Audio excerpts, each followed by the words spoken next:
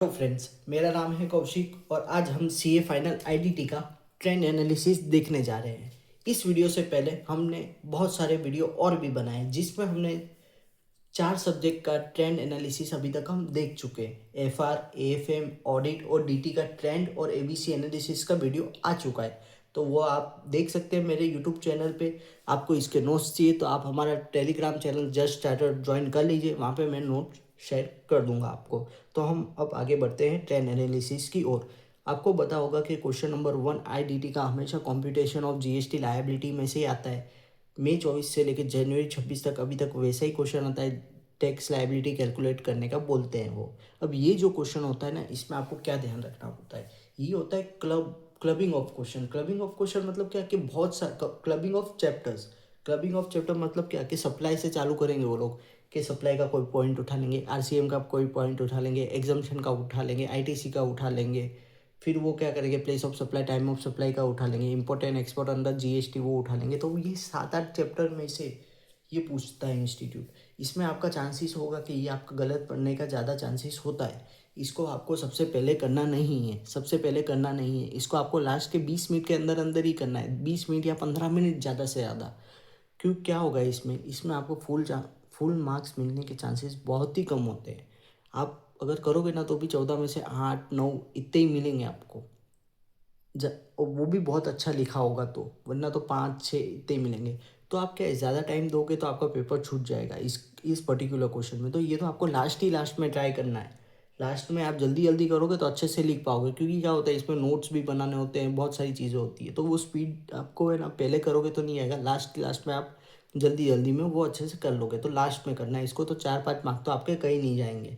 अब क्या, हम आगे बढ़ते हैं। अब question number 2A। Question number 2A कहाँ से आता है? क्वेश्चन नंबर 2A भी जनरली क्या करता है इंस्टीट्यूट, ये कंप्यूटेशन जैसा ही पूछ लेता है। उसमें क्या करता है कि कुछ चैप्टर्स क्लब करके पूछता है क्वेश्चन।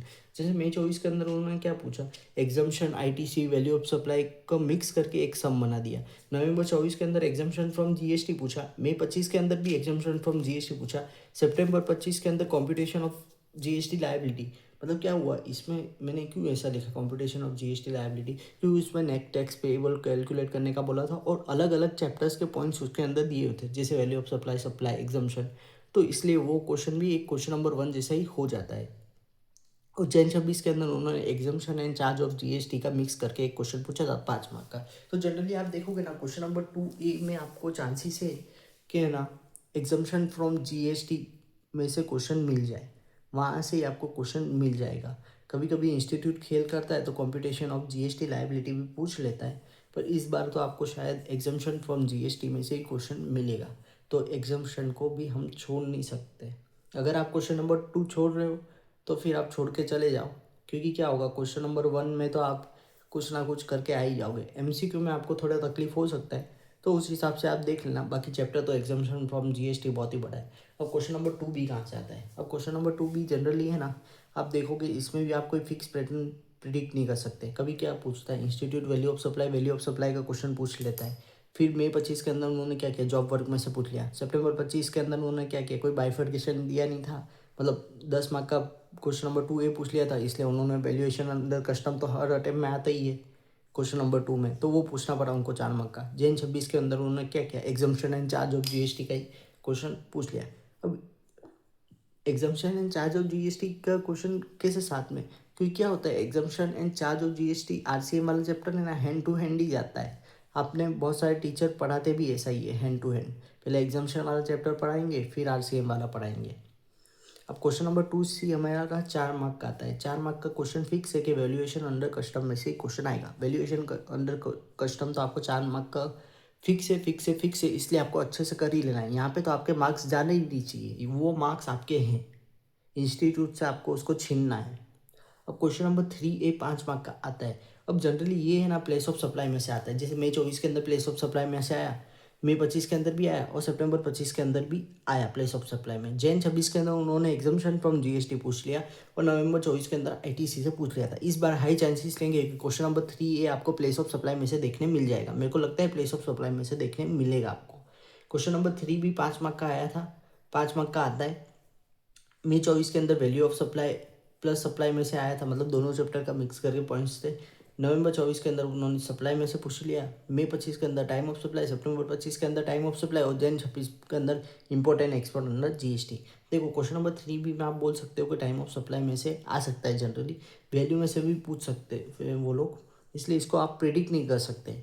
क्या होता है कि ये क्वेश्चन नंबर 2A और 3, क्वेश्चन नंबर 2 और 3 कैसे क्वेश्चन हुए कि है ना, इसमें 3-4 आपको 4-5 चैप्टर तो अच्छे से होने चाहिए, जैसे सप्लाई हो गया, आरसीएम हो गया, एग्जाम्पशन हो गया, वैल्यू ऑफ सप्लाई हो गया, टाइम ऑफ सप्लाई हो गया, प्लेस ऑफ सप्लाई हो गया।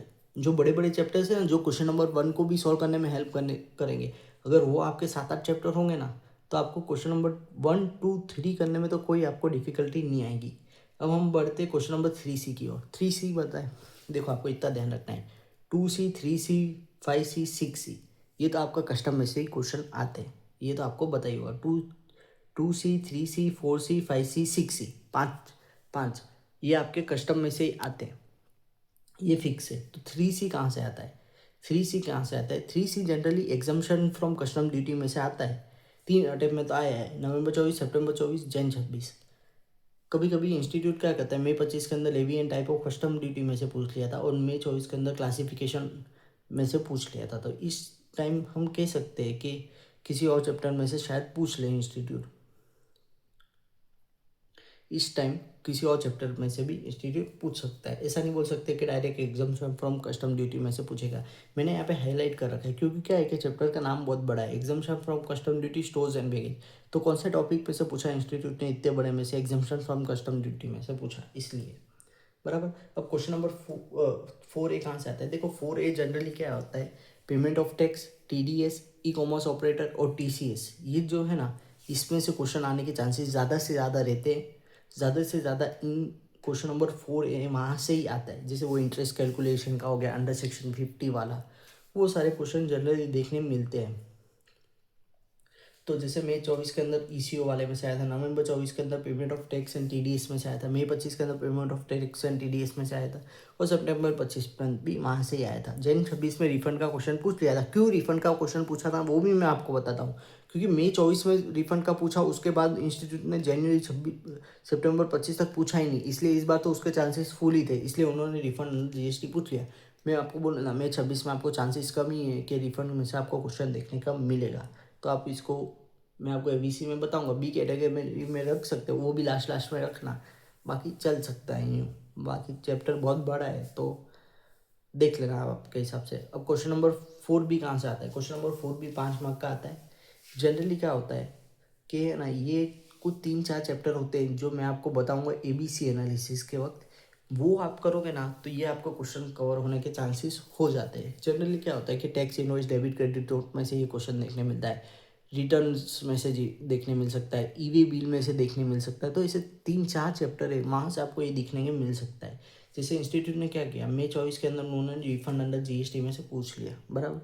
अब ये रिफंड में से पूछा, नवंबर में इंस्टीट्यूट ने tax, invoice, debit, credit note में पूछा, मई 25 के अंदर tax, invoice, debit, credit note और प्लस रिटर्न अंडर GST में से पूछ लिया, सितंबर 25 के अंदर रजिस्ट्रेशन में से पूछा और जन 26 के अंदर जॉब वर्क में से पूछा। तो जन 26 तो है ना एक बहुत टिपिकल अटेम्प्ट, हार्ड अटेम्प्ट है। IDT का पेपर तो बहुत तगड़ा आया था, इसलिए उन्होंने यहाँ पे थोड़ा खेल कर दिया, थोड़ा चेंजेस किया, इसलिए सब लोगों को थोड़ा हार्ड लगा था। पैटर्न में भी उन्होंने थोड़ा बदलाव किया था इस बार। पैटर्न मतलब सीक्वेंस, मतलब कोई प्रिडिक्ट कर लेता था कि क्वेश्चन नंबर 4 भी आएगा तो ये 5-6 चैप्टर में से आएगा, तो उस बार उसका प्रिडिक्टेबिलिटी टूट गया होगा। Question number 4C generally baggage में से ही आता है, फिट चांसेस है, मतलब फुल ऑफ चांसेस है कि वो बैगेज में से ही दिखेगा आपको, क्योंकि है ना मई 24, मई 25, सितंबर 25 और जन 26 बैगेज में से ही आया है। बैगेज आपको बहुत ध्यान से देखना है, आता है आता है आता है। खाली नवंबर 24 में से रिफंड अंडर कस्टम में से पूछा था, बाकी तो अभी तक बैगेज में से वो क्वेश्चन आता है। क्वेश्चन नंबर 4C बैगेज में से देखने के फुल चांसेस रहेंगे। क्वेश्चन नंबर 5 है, अब मैं आपको बताता हूँ। देखो ये है ना 5 और 6, ये तो आप है ना इजीली प्रिडिक्टेबल बोल सकते हो, ये आपके मार्क्स जाने ही नहीं चाहिए। थोड़ी मेहनत करनी पड़ेगी क्योंकि थियरी चैप्टर्स है, बार बार रटना पड़ेगा, पर क्या है ये चैप्टर्स तो आपके हो ही जाने चाहिए। ये आपके कैश मार्क है, कैश मार्क इसको आप बोल सकते हो। क्योंकि क्या होता है 5A, question number 5A, 5B, 6A, 6B, ये है ना फिक्स काइंड ऑफ चैप्टर है जो वहाँ से ही आते हैं। मैं वो चैप्टर के आपको नाम बताता हूँ। जैसे पहले डिमांड एंड रिकवरी हो गया, अपील एंड रिवीजन हो गया, ऑफेंस एंड पेनल्टी हो गया, इंस्पेक्शन हो गया, इंस्पेक्शन सर्च एंड सीजर वाला चैप्टर हो गया, असेसमेंट एंड ऑडिट हो गया। फिर वो लोग पूछ लेते हैं एडवांस रूलिंग में से भी पूछ लेते हैं। 6 चैप्टर हुए, मैंने अभी बोले 6 चैप्टर हुए, 6 चैप्टर है। तो ये 6 चैप्टर में से ही आपको क्वेश्चन दिखेंगे 5A 5B 6A 6B। Generally इसमें से आपको देखने मिल जाता है, देखो आप। जैसे क्वेश्चन नंबर 5 है, उन्होंने क्या किया, अपील एंड रिवीजन का पूछा मई 24 के अंदर, नवंबर 24 के अंदर ऑफेंस एंड पेनल्टी, मई 25 के अंदर demand and recovery and offence and penalty, सितंबर 25 के अंदर appeal and revision offence and penalty, और जैन 26 के अंदर ऑफेंस एंड पेनल्टी के अंदर से क्वेश्चन पूछा था। क्वेश्चन नंबर 5 है offence and penalty, appeal and revision, demand and recovery, appeal and revision. मतलब 5A और 5B तो फिक्स है कि या तो 3 चैप्टर में से आएगा, demand recovery, offence and penalty and appeal and revision. ये 3 में से आपको 2 क्वेश्चन देखने मिलेंगे। और क्वेश्चन नंबर 5C जनरली क्या होता है, कस्टम का होता है। वेयर हाउसिंग अंडर कस्टम और रिफंड अंडर कस्टम में से ये क्वेश्चन देखने मिलता है, पर इस बार इंस्टीट्यूट ने इसको important export under GS custom पूछ लिया था JN 26 के अंदर। जनरली इस बार आपको वेयर हाउसिंग का क्वेश्चन देखने मिलेगा क्वेश्चन नंबर 5C में। अगर 5C में नहीं मिल सकता तो कहीं और मिलेगा, पर मिलने के चांसेस ज़्यादा है इस बार वेयर हाउसिंग का क्वेश्चन। अब क्वेश्चन नंबर 6A क्या है, क्वेश्चन नंबर 6A में इंस्टीट्यूट को खेल करने की आदत है। क्या कहता है इंस्टीट्यूट, जैसे ये कचरा चैप्टर एडवांस रूलिंग पढ़ देगा, एडवांस रूलिंग इधर पढ़ देगा, 6 मार्क आपके ना नहीं किया होगा ना, 2-3 पेज का ही होता है वो, तो आपके 6 मार्क चले जाएंगे। तो आपको ध्यान रखना है ये एडवांस रूलिंग तो है ना, आप कर ही लेना। इंस्टीट्यूट को पेपर हार्ड बनाना होता है, जैसे यहाँ पे JN 26 में बनाया ना, तो एडवांस रूलिंग पूछ लिया, पेपर आधे ऊपर बच्चे छोड़ के जाते हैं, इसलिए पेपर यहाँ पे हार्ड हो जाता है। तो क्वेश्चन नंबर 6B कहाँ से आता है, क्वेश्चन नंबर 6B है ना, देखो 2 पार्ट मिलते हैं आपको इसमें, कोई भी एक सॉल्व करना होता है। जनरली ये अगर कोई चैप्टर में से पूछते हैं तो वो सेम में से ही पूछ लेते हैं। जैसे मई 24 के अंदर इंस्पेक्शन सर्च एंड सीजर में से पूछा फर्स्ट पार्ट, उसका सेकंड पार्ट भी वहाँ से ही पूछ लिया। मई नवंबर 24 के अंदर भी वैसे ही हुआ था। मई 25 के अंदर उन्होंने ऑडिट एंड असेसमेंट में से पूछा, सितंबर 25 के अंदर ऑडिट एंड असेसमेंट और मिसलेनियस प्रोविजन में से आपको कोई एक क्वेश्चन करना था, और JN 26 में अंदर मिसलेनियस प्रोविजन और ऑफेंस एंड पेनल्टी में से करना था। तो जनरली इस बार मेरे को लगता है कि आपको है ना इंस्पेक्शन सर्च एंड सीजर अच्छे से कर लेना चाहिए, क्योंकि यहाँ से आने के चांसेस ज़्यादा रहेंगे, क्योंकि ये पूछा था नवंबर 24 में लास्ट। तो ये आप अच्छे से कर लेना, इससे आपका काम होने के चांसेस फुल है। फिर क्वेश्चन नंबर 6 ही तो आपको बताए FTP के लिए दिया हुआ ही है, और कुछ लोग FTP छोड़ के जाते थे इस टाइम तक JN 26 के। अब JN 26 के बाद पता चला इंस्टीट्यूट तो FTP को भी MCQ में पूछ रहा है, तो आपको FTP देख लेना है कि क्या है FTP में, कि कोई टीचर बुक में भी कवर करता है ना उसके, तो वो सारे टॉपिक नहीं करता। मॉड्यूल देखना 30-35 पेज का तो मिल जाएगा आपको आराम से, तो क्या वो भी कितने टॉपिक कवर कर लेगा। तो ध्यान रखना, छोड़ना है तो छोड़ सकते हो FTP वाला चैप्टर, बाकी आपके ऊपर है, क्योंकि बहुत लेंथी चैप्टर है, टाइम ज़्यादा कंज्यूम करेगा। इतना कितना रट लोगे, रटने के लिए ऐसे भी आपके पास बहुत है, पढ़ने के लिए भी बहुत है। IDT देखो, DT में मैंने आपको जब ट्रेंड एनालिसिस दिया था ना, तो है ना DT के अंदर है ना ज़्यादा मगजमारी नहीं थी। DT के अंदर आप प्रेडिक्ट कर सकते थे, कम पढ़ के जाओगे तो भी आपका एग्जामेशन आ जाएगा, ऐसी चीज़ें थी। यहाँ पे क्या है कि बल्क बहुत है, हमको लास्ट के दिनों में, लास्ट के 2 दिन में कैसे कवर करना DT के पेपर के बाद, जब हमारे पास 48 घंटे भी नहीं होते, तो हम कैसे कवर करें इतना सब।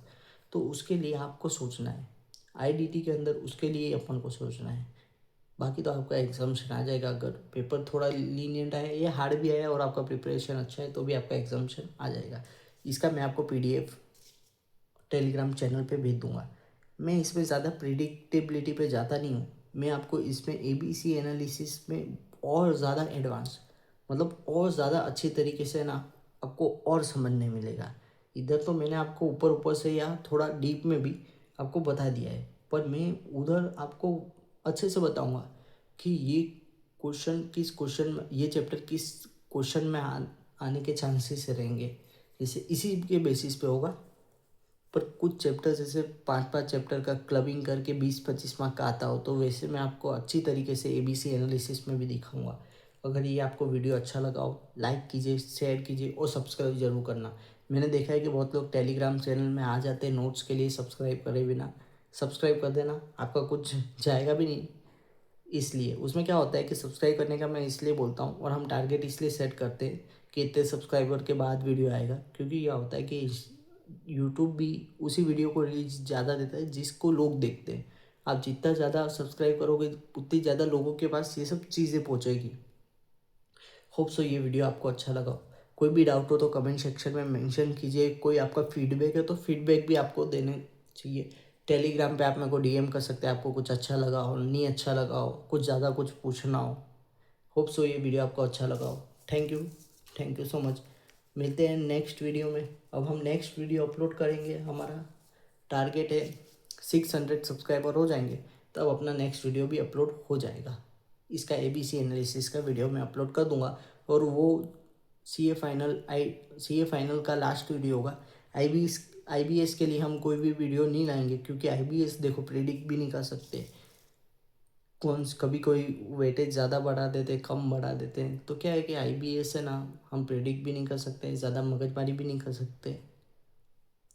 पेपर IBS के अभी हार्ड ही आ रहे हैं, ज़्यादा उसको प्रेडिक्टेबिलिटी में नहीं जाते। खाली मैं इतना ही कहना चाहूँगा, आप लॉ और कॉस्टिंग को है ना सिर्फ खाली वो SPOM की एग्ज़ाम देने के लिए नहीं कर सकते, आपको उसको अच्छे से पढ़ना पड़ेगा क्योंकि 40 45 मार्क का भी उसमें से अब आ रहा है।